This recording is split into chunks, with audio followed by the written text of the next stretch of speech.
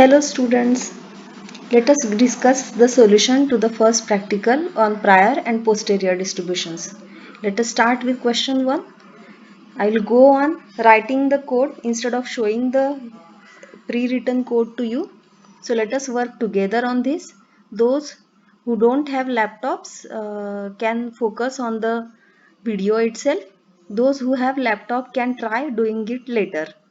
So the first question is about random sample from binomial distribution. So suppose we have a random sample of size 15 from binomial distribution with parameters 10 and success probability theta. Then the posterior distribution of theta is to be obtained assuming that the prior distribution of theta is beta with parameters 4 and 3. So now, as we have discussed before several times, it can be easily shown that the posterior distribution of theta is again beta with parameters. The first parameter will be sum of xi's plus 4 and the second parameter will be 158 minus sum of xi. So let us start working on this. Let us first decide the sample size. So the sample size is 15. So now x is, let us fix the value of theta from which we are going to generate the random sample. So we are going to generate the random sample, say from theta is equal to 0.3. Now let us see, let us generate random sample from binomial distribution with parameter of size n with parameters 10 and theta. Alright, now let us run this code.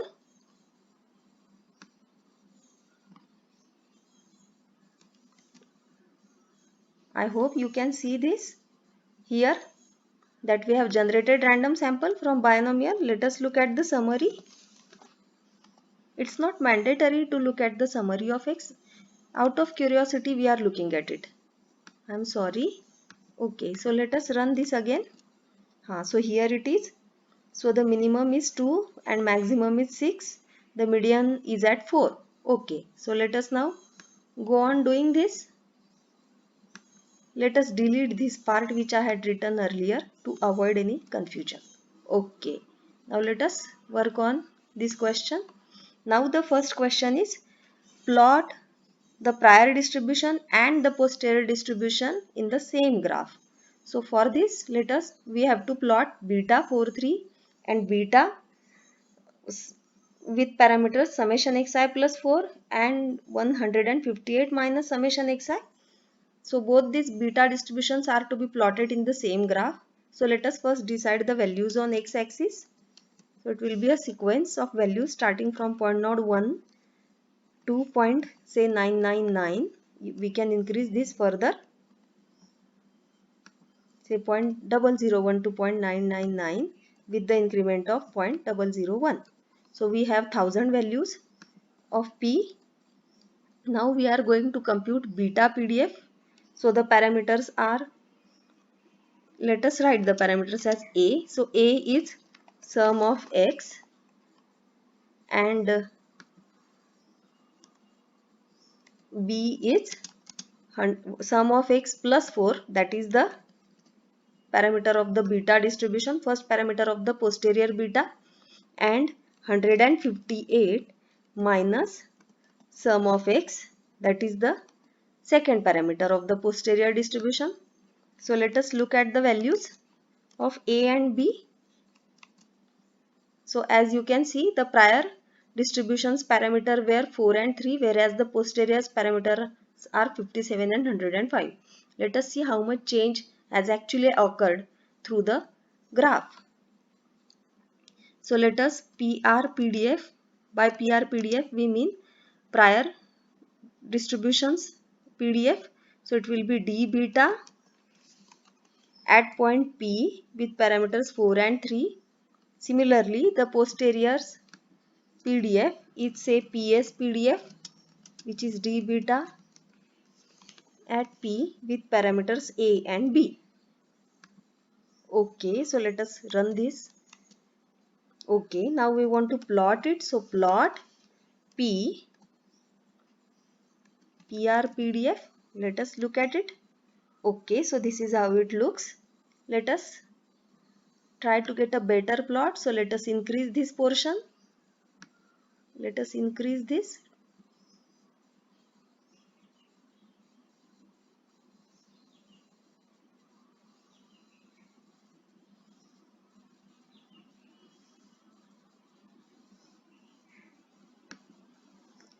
Why so less number of values are visible here? Let us see.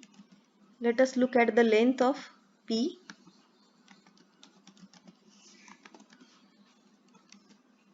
9.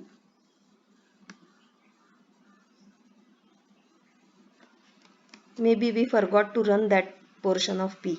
Okay, now let us look at the length of P again. Now it is correct. So I forgot to run that part of the code. So now let us run the prior PDF and posterior PDF again and look at the graph. Okay, so now it looks like this. Nice. Now let us plot the posterior PDF.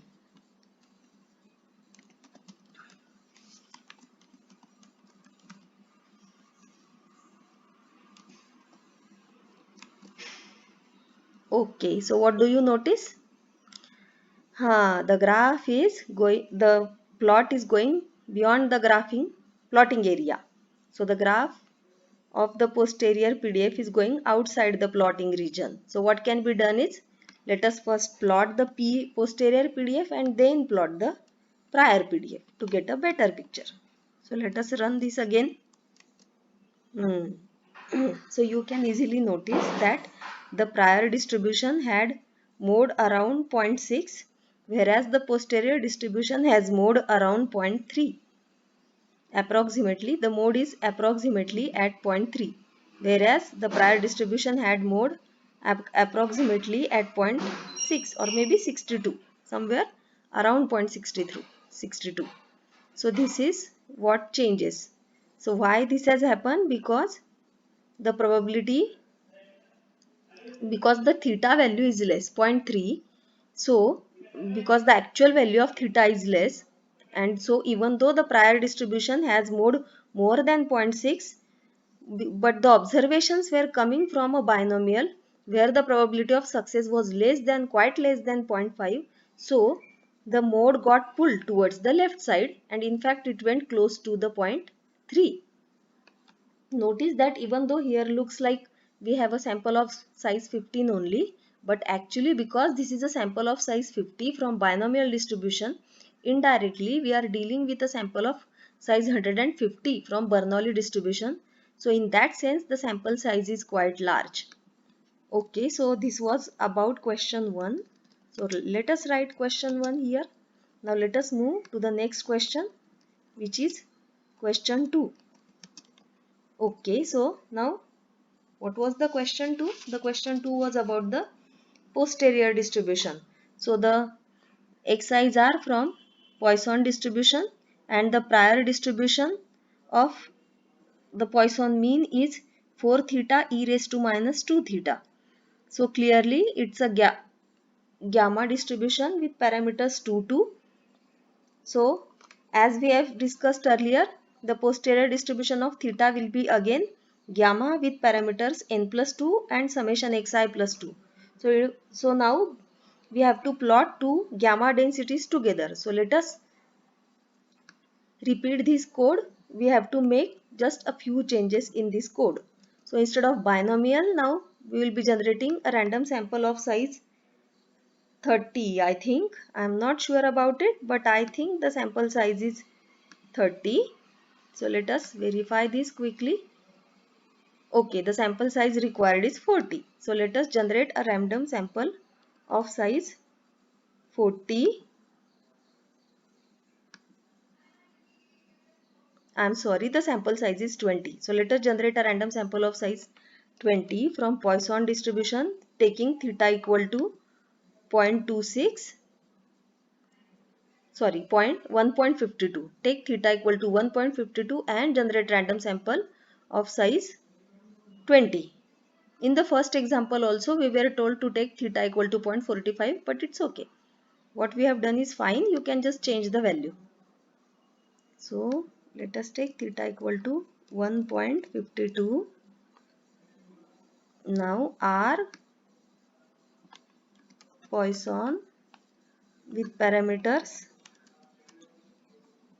a random sample of size n with mean theta. Okay, so let us run this.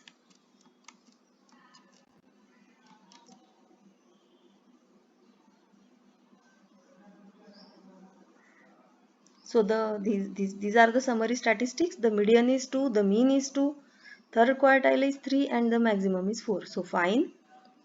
Now this range of theta won't work because we are not dealing with the interval 0 to 1. The range of theta is starting from 0 to infinity.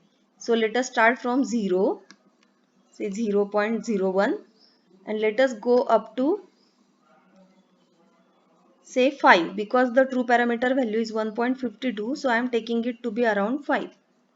We can change this obviously.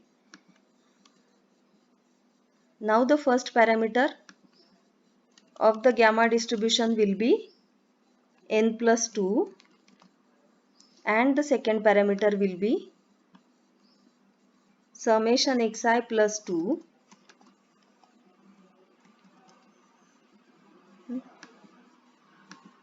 So let us run this part of the code. So these are the parameters. So 22 and 42 are the parameters. Now the prior distribution is gamma with parameters 2 and 2. So P parameters 2 and 2. See, this is not going to help you. So look at the help command and look at the d gamma so that you don't specify the parameters wrongly. So let us look at the help. So here you can look at the PDF form of PDF used in R. So it says shape is A and scale is S. So if I say shape is equal to A, then in my case I have theta raised to, in the prior PDF I have 4 theta e raised to minus 2 theta. So theta raised to 1 means theta raised to 2 minus 1. So A is equal to 2. So I can safely say shape is equal to 2. And now scale is scale. Note that here rate is reciprocal of scale. So either you can specify rate or you can specify scale. Either of them is enough. So note that the scale is actually reciprocal of the coefficient of x. So here the coefficient of theta in the exponential term is 2. So reciprocal of it will be half. So you can say scale is equal to 2 or you can say rate is equal to 2. Sorry, you can say scale is equal to half or you can say rate is equal to 2. So now let us copy this, check this here. So here shape is A and rate is B. So let us try plotting these graphs now, plotting these PDFs now. Something went wrong. Oh, sorry, it should be gamma. Okay, so now let us plot it.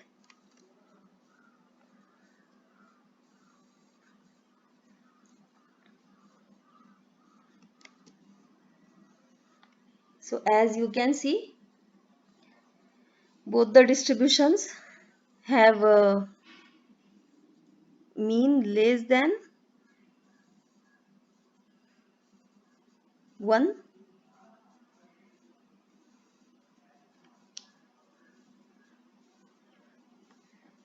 Let us look at the mean of x again.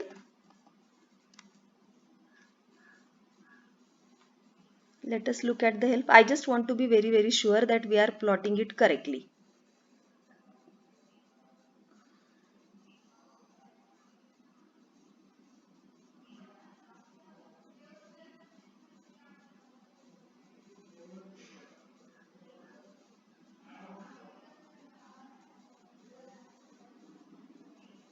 Oh yes, we messed up. Shape should be equal to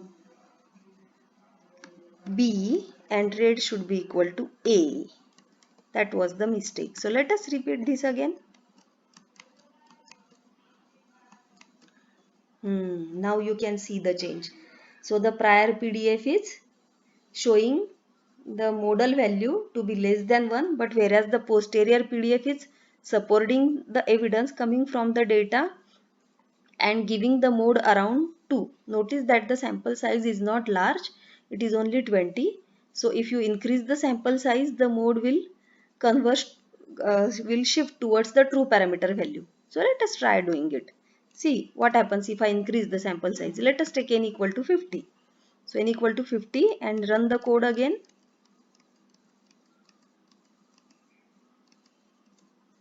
So as you might have noticed, as I increased the sample size, earlier the mode was around 0.2. Now it is closer to 1. In fact, it is very much closer to 1.5.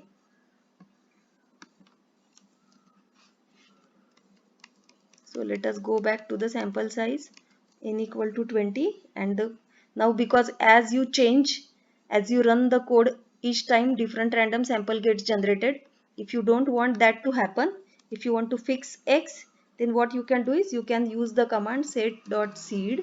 You might have heard about it, and fix it to some value, say 100. So every time when you run this program, same sample, random sample will get generated. See here, now I have fixed set.seed. So now see, same graph I will get every time. There is no change in the graph. So this way also one can generate the sample. So now let us move towards question 3.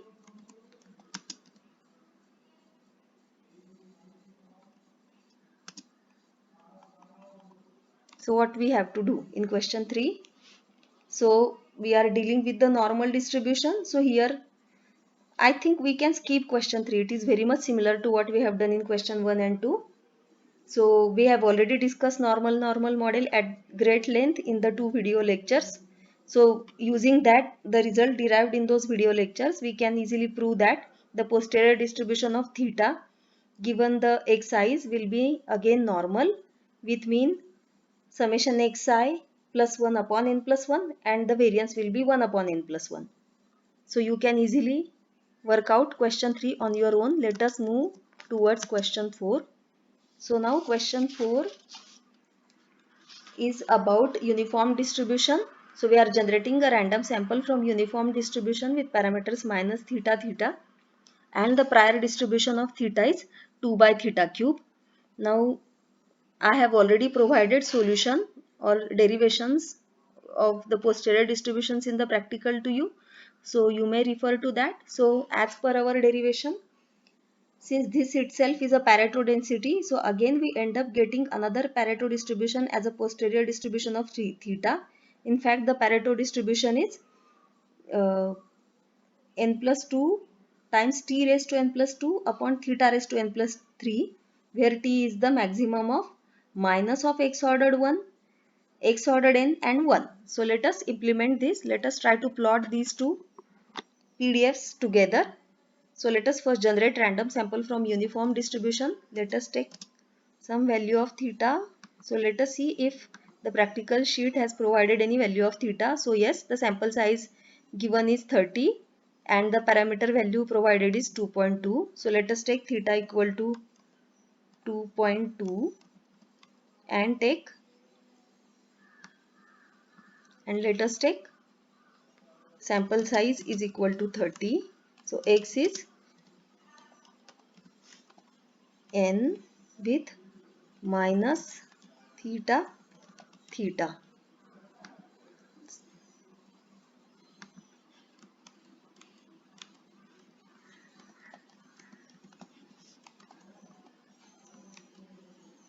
Okay, fine. So all values should be between minus 2.2 to plus 2.2.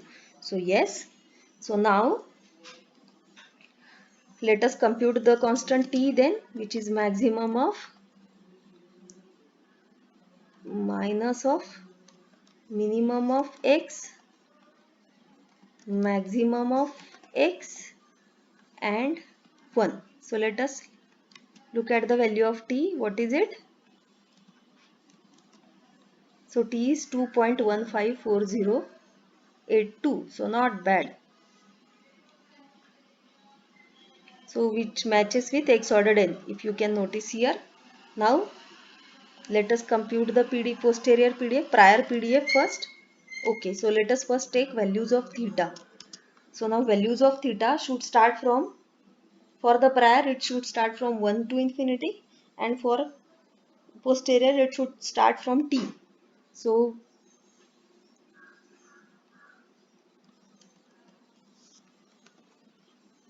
1 to say 10, since this is a rapidly decreasing PDF, so we want the PDF will be 0, even almost 0 for theta equal to 10. So or it will go closer to 0 even for theta equal to 10. So we can go maybe up to 20. Now let us first compute the prior PDF. It is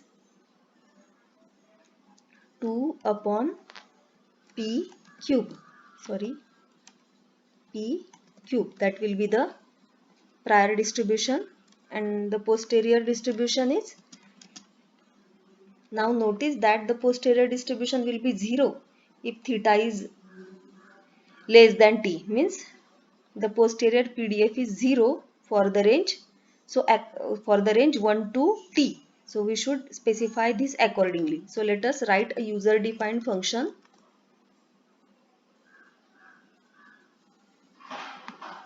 First, for computing the posterior PDF, where it will return the value 0 if d is less than t. So if d is less than t, return 0. If d is greater than or equal to t, return now what it has to return, so n plus 2 into t raised to n plus 2 upon d raised to n plus 3. So let us see if this function works or not.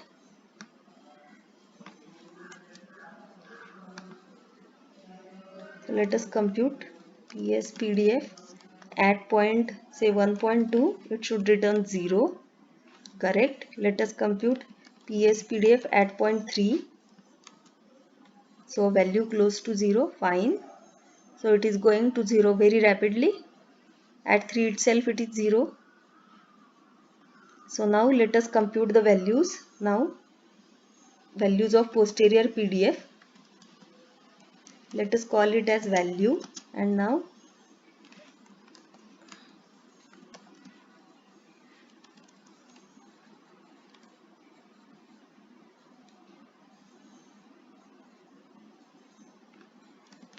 let us write a for loop. You can either use lapply or you can use the usual outer command if needed, but I am okay with this. So let us, the ith value will be equal to actually PS PDF with ith value of p, so that both these vectors, why we are doing all this exercise, so that when we plot these two vectors in the same graph, the vector means PR PDF containing these many values and PS PDF then again should have equal number of values. So if PR PDF and PS PDF vals length differ, they won't be you won't be able to plot them in the same graph. So to avoid this, let us plot them. Let us try to maintain the length. So let us run this. See here, length of PR PDF 500 and length of PS PDF val. Oh, so something is wrong.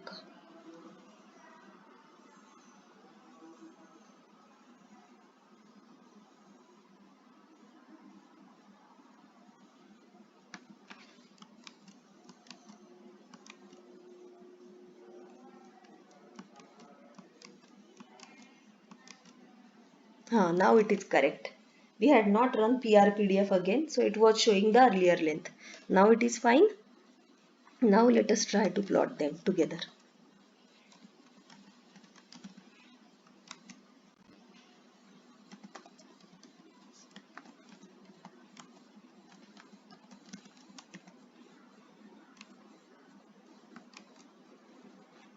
You can see if we plot PSPDF first, let us try doing that.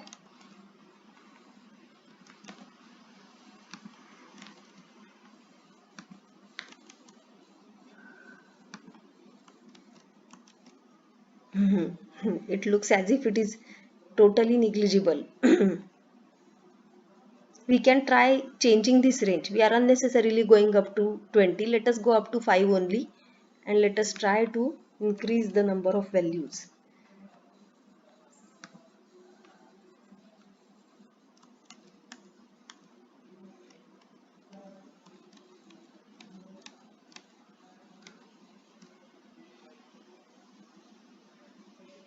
Notice that this is nothing but the 0 range. So you can simply ignore this.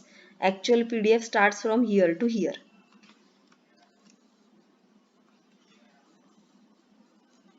So I hope you are able to see this is a decreasing graph, but this is a rapidly decreasing graph. So these two both are Pareto distribution, but you can notice the drastic change. So if you think that posterior mode can be used as an estimator of theta, then in the first example the mode is at 1, the prior mode is 1 and the posterior mode is actually at the point theta equal to 2 t.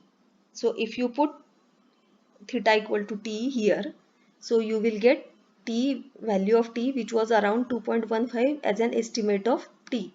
So notice that the true value of theta is 2.2. So posterior mode gives you a good estimate of theta. Now let us move towards question 5.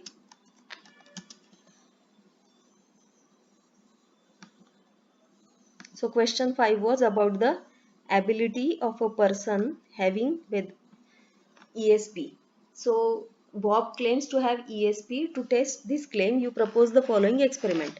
You will select one card from 4 large cards with different geometric figures and Bob will try to identify it. Let P denote the probability that Bob is correct in identifying the figure for a single card. You believe that Bob has no ESP. ESP is a short form for extrasensory perception. So you believe that Bob has no ESP, means by chance he will be able to identify the cards. So because you are selecting one card from 4 large cards, so the probability of randomly coming up with the correct answer is 0.25, and so the probability that Bob has no ESP is 0.25. But still you feel that there is a small chance that P is either larger or smaller than 0.25. So after some thought, what you do is you decide a prior distribution for P. So first you come up with a set of possible values of P starting from 0 to and ending at 1. So the values are 0.125, 0, 0.125, 0.25, 0.375, zero point 0.5. So every time you are increasing the values by the amount 0.125. So the set of values of P is basically a sequence. So let us specify the values of P. It's a sequence starting from 0 ending at 1 and the increment is by 0.125. So let us look. So correct? Yes, these are the values. Now GP is the prior distribution attached with P. So notice that GP takes values like this. So if P is equal to 0, GP is simply 0.001. If it is 0.125, it is still 0.001, whereas the 0.25 carries probably highest probability, which is 0.95, and the rest of the points each carry probability 0.008. So let us write the probability, PR probabilities. So let us call this vector as prior probabilities. So it is, you have to repeat 0.001 twice, then combine it 0.95 and then again repeat 0.008 6 times, so that overall you have 9 values. So it is 2 values here, then this is the third value, and these 6 values. So let us run this. So is this the prior probability? Is it correct? Let us check. So yes, these are the probabilities. Let us check if the probabilities are adding up to 1. So correct. Now what we are asked? We are asked to compute the posterior probability. So the experiment conducted was that 10 cards were shown to Bob, and he was told to identify the geometric picture on the card. 10 cards were hidden and he was told to identify it actually. 10 cards weren't directly shown. He was supposed to identify it using his ESP, extrasensory perception. So he came out of 10 times, he correctly identified the card 6 times and incorrectly identified the rest of the times, that is 4 times. So the question is, find the posterior probabilities of these values of P, and what is your posterior probability that Bob has no ESP ability, means he has no extra sensory perception ability. So let us try to use R for computing the posterior probability. So let us first compute the joint probability. Now because X is following binomial distribution, suppose X is the number of cards correctly identified by Bob, then X will have binomial distribution with parameters 10 and P. Then probability that X is equal to 6, because 6 has been observed, so X is equal to 6 is simply a binomial probability. So let us first compute the probability of X is equal to 6 given P. So then we will compute the joint probability. So probability of X, this is equal to D binom at 0.6 with parameters 10 and P. Now notice that we have a set of values of P, so this will be again a vector. Probability underscore X will be again a vector. Let us check.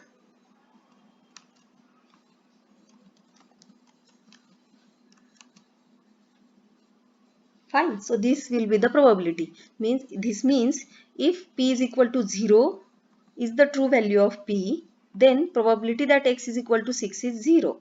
If P is equal to 0.125 is given, then probability that X is equal to 6 is 0.0004. If P is equal to 0.25 is there, so then the probability that 0.25 is there, then the probability that X is equal to 6 is 0.016 and so on. So this is how the probabilities are. Now what we want is the marginal probability that X is equal to 6. So how do we calculate the marginal probability? So let us call it as marginal of X. So this will be simply, because these are joint probabilities, these are conditional probabilities that X is equal to 6 given the value of P. If we multiply that by the prior probabilities, we will get the, and if we sum it, we will get the marginal probability. So let us first compute the joint probability. Notice that this probability underscore X is the conditional probability. Probability that X is equal to 6 given P. This is what we have computed here. Now let us compute the joint probability. So joint of X will be simply probability underscore X into prior probability. This will be probability that X is equal to 6 and P is equal to Pi. So for different values of Pi's, these probabilities will change. So let us see what do we get.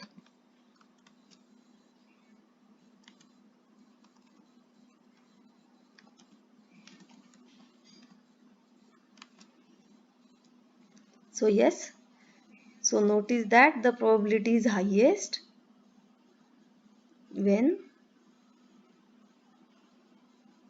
1.98 into 10 raised to minus 3. So yes, it is highest here, which is the value as 0.5. So yes, the probability is highest at 0.5. Now the marginal probability is simply sum of these probabilities. Sum over P. So this will be now probability that X is equal to 6.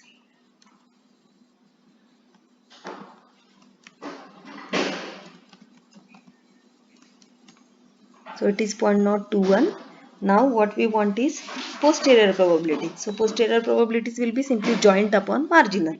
So PS probability will be joint upon marginal.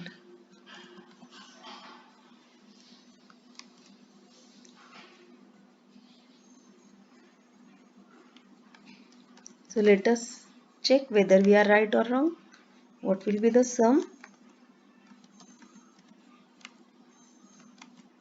So correct, it is 1. Now let us try to get a better idea by using the bar plot. Bar plot of PS probability.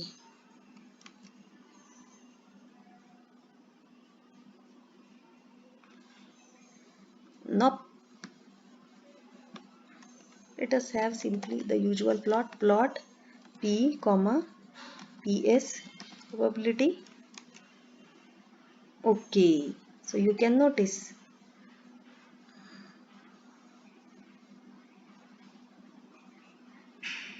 that the posterior probability is of X is equal to 0.25 is still higher than the rest of the probabilities.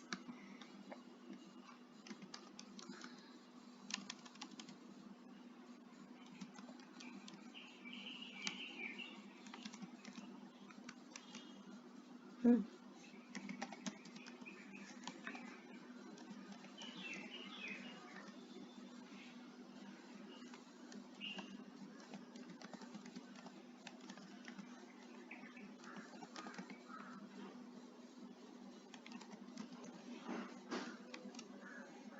Hmm. So clearly prior probability was giving more weight to the value 0.125, whereas posterior probability gives comparatively less weight to the 0.125. So yes, so the black one is the prior and the red one is the posterior probability. You can notice the change in the values. Now the question which was asked was, what is your posterior probability that Bob has no ESP ability? So Bob, we say that if P is equal to 0.25, Bob has no extrasensory perception ability. Means, what is the posterior probability that Bob has no ESP given that X is equal to 6 has been observed? So it is nothing but the probability that P is equal to 0.25 given that X is equal to 6. So which is nothing but the third element of the PS probability vector. So let us look at that. So it is 0.73. So the posterior probability that Bob has no ESP is 0.73, which is still large. How to test hypothesis properly in the context of Bayesian inference will be studied very soon. But this question can be answered from the testing of hypothesis point of view as well. So I hope I was not too fast during this practical. If you are okay with this kind of discussion, we will discuss practicals like this.